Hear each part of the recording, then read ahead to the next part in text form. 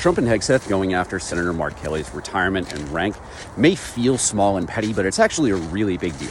So don't let the administration trick you into thinking that this is just a interpersonal conflict and that this is just about Senator Mark Kelly and a video where 5 Democrats who served in various ways talked about how the military has a responsibility, a duty, a legal requirement to disobey or refuse unlawful orders. Now, the first threats that they levied against Mark Kelly were pretty ridiculous. They said that they were going to recall him to active duty and court-martial him.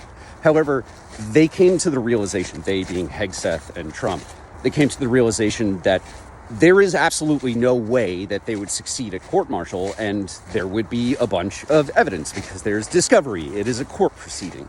And the Trump administration, as you know from the files, they do not like evidence. So instead, they're going through with an administrative proceeding. This means no judge, no jury of his peers. And the defense against this gets a little more convoluted. Whether the Trump administration is successful in reducing his rank or pulling back his retirement pay is not actually the point. The process is the punishment.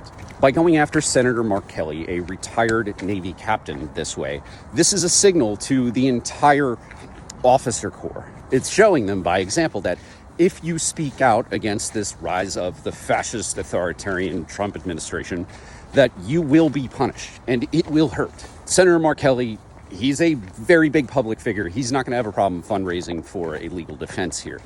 But other retired military officers who don't have those advantages, they would feel a lot of personal pain and suffering in going through trying to raise money for a legal defense like this.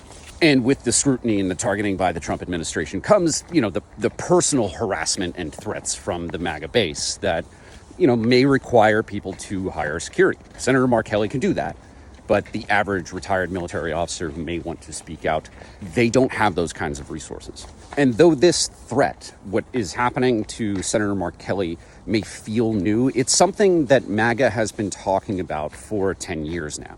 It has been a threat that has existed in the ether that retired military officers are conscious of. And that's why you've seen a lot of obeying in advance. You've seen a lot of prominent former military figures like General Milley, General Mattis, General Kelly, who did go out of their way to say that, yes, Trump is a fascist and you should not re-elect him before the 2024 elections concluded.